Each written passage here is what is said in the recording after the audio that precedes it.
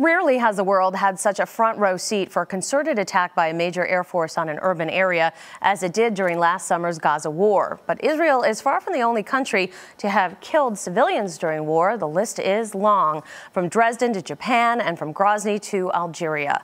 But the high civilian death toll is raising flags in some of these conflicts. The question has become, should these deaths be classified as casualties or war crimes? Joining us in the studio is Islamic crisis journalist Riyad Mohammed. So first of all, what's your view on what happened in the Gaza Strip last summer? I mean, it's for me, it's just a big waste of lives for something that could be should been avoided. Probably 2,200 Palestinians were killed, mostly by Air Force. No less than 1,500 of them are just civilians. And if you look at what the price that Israeli had got, it's not really worth it. Mm-hmm. What are the rules of war when it comes to civilians?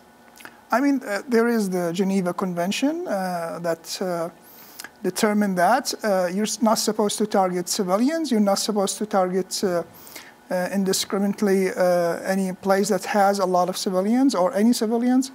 But you know, I mean, we've seen it in the Gaza crisis. It's really had a lot of casualty. The Gaza war reflects the way that it's so many people in such a tiny space, and you really cannot airbomb them and not expect a lot of casualties. Right, because they really are on top of each other. Your father was actually killed in the Iraq war. He was a civilian. Tell us what happened. That was in 2006, in December 2006, and at that time there was a sectarian war in Baghdad between the Shia and Sunnis, and we were the victims of the ethnic cleansing, and we were a minority Shia in a Sunni majority neighborhood, dominated neighborhood, and we were driven out of our house, and one day he decided to go back to check the house.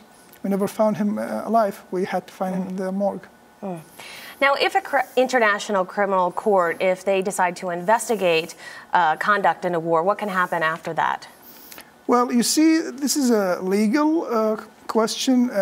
It depends on each country, which country is a signatory. And for example, the United States had signed the agreement but did not ratify it. And the last thing that the last update on this issue, that they will not ratify it. So you cannot prosecute any American. And according to the International Criminal Court, every country is different.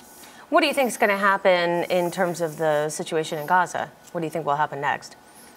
You mean in terms of the civilians? Yeah, and the investigation, yeah. I don't think it's going to get anywhere because Israel, just like the United States, had signed the agreement but did not ratify it, and it will not ratify it. Okay. So at what point can the United Nations get involved in a conflict? This is a political issue. It really depends on the superpowers dominating the Security Council. You see some conflicts are the United Nations interfere immediately, like the invasion of Kuwait by the Iraqi forces. But you see there are other conflicts that the United Nations hardly moved, like the Iraq-Iranian war, because the world wanted the two countries to keep killing each other. So they did not really react. It took 8 years to stop the war. While in the invasion of Kuwait, there was a series of resolution by the United Nations Security Council, one after that, and there was such a massive speed. It's really political. It depends on the superpowers. Interesting points. Thank you very much, Riyad Mohammed, joining us today in the studio. You're watching Arise News Now.